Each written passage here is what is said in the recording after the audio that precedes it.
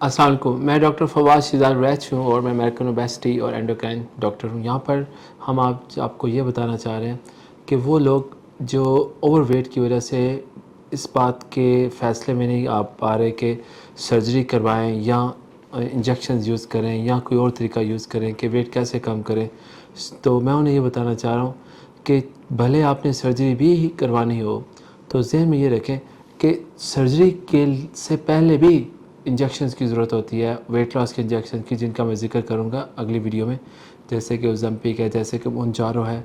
मगर मैं ये बताना चाहता हूँ आपको कि non surgical weight loss specialist में जिनमें सर्जरी नहीं हम करते, मेरे पेशेंट्स का अल्हम्दुलिल्लाह अभी एक पेशेंट आपको उसके वीडियो में नीचे मिलेगा कॉन्टैक्ट, कि वो एक ऐसे पेशेंट है जिनका तकरीबन 5 माह में, just in 5 months, with best diet recommendation और बेस्ट जो उनको इंजेक्शन हमने रिकमेंड किए, उन्होंने 30 किलोज़ लूज़ किया है। वो सर्जरी के बिल्कुल करीब थे कि सर्जरी उनकी होनी है।